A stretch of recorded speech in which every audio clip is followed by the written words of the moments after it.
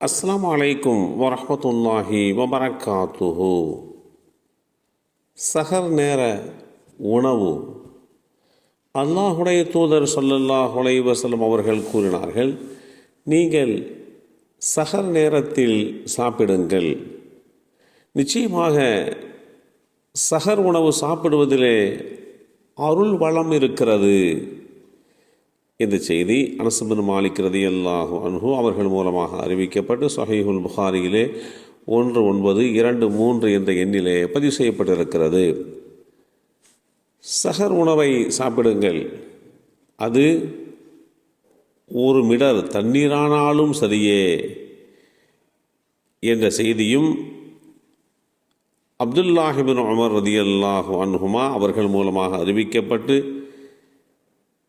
இப்னு ஹிப்பான் என்ற நூலிலே 3, 4, 7, 6 என்ற எண்ணிலே பதிவு செய்யப்பட்டிருக்கிறது. சஹர் நேரத்துக்கு உண்டான சரியான தருணம் எது? அனஸ் பின் மாலிக் ரலியல்லாஹு அன்ஹு அவர்கள் கூறினார்கள், நாங்கள் சஹர் சாப்பிட்டுவிட்டு பின்னர் சுபுஹ் தொழுகைக்காக வேண்டி தயாராவோம் என்று ஸைத் பின் சாபித் ரலியல்லாஹு அன்ஹு அவர்கள் கூறினார்கள். நான் அனஸ் பின் மாலிக் ஆகிய நான் சஹர் நேரத்திற்கும் சுபுஹ் தொழுகைக்கும் இடையே எவ்வளவு இடைவெளி இருக்கும் என்று கேட்டேன். அதற்கு ஸைத் பின் சாபித் ரலியல்லாஹு அன்ஹு அவர்கள் குர்ஆனுடைய வசனங்களில் 50 வசனங்கள் ஓதும் நேரம் என்று பதிலளித்தார்கள்.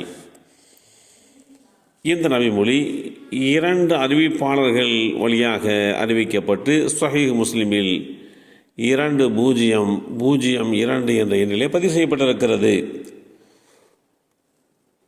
சஹர் நேரம் என்பது சுபுஹ் சாதிக் என்கின்ற நேரத்தில் இருந்து, அதாவது சுபுஹ் தொழுகைக்கான ஆரம்ப நேரத்தில் இருந்து சூரியன் மறைந்ததற்கு பின்பாக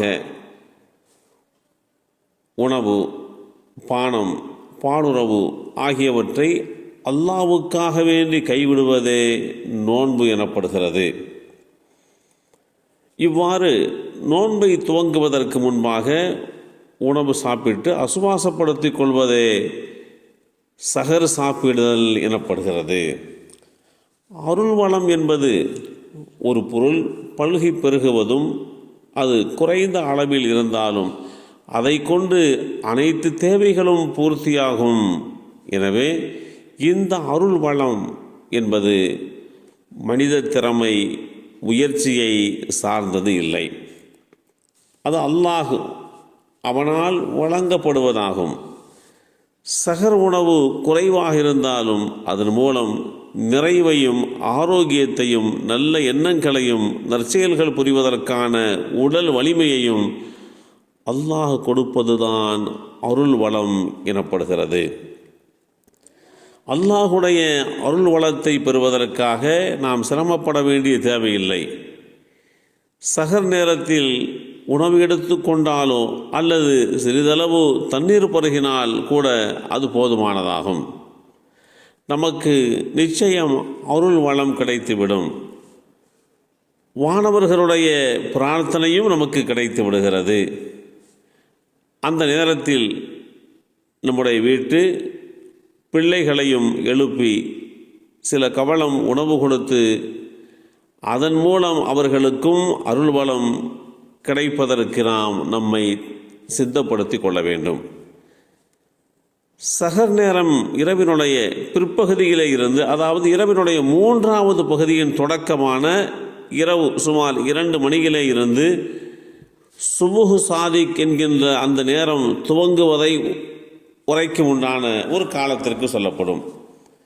இருந்த போதிலும் இறுதி நேரத்தில், அதாவது சுபுஹ் சாதிக், சுபுஹ் தொழுகையினுடைய பாங்குக்கு முன்னால் எழுந்து அந்த சஹர் உணவை உண்ணுவதே அல்லாஹுடைய தூதர் காட்டித்தந்த வழிமுறையாகும்.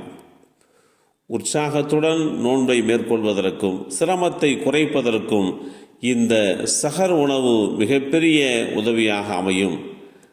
சஹர் நேரத்தில் முற்பகுதியிலே உண்டுவிட்டால் சுபுஹ் தொழுகையினுடைய அந்த எழும்புதல் என்பது சாத்திய குறைவானதாக ஆகிவிடும். இவைகளையெல்லாம் அடிப்படையாக வைத்துத்தான் சுபுஹனுடைய ஆரம்ப நேரத்திற்கு முன்பாகவே நீங்கள் சஹர் உணவை சாப்பிட்டு கொள்ளுங்கள்.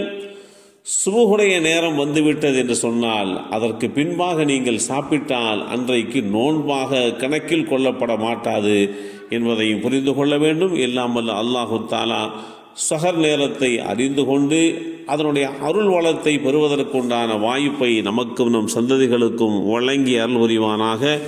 அஸ்ஸலாமு அலைக்கும் வரஹ்மத்துல்லாஹி வபரகாத்துஹு.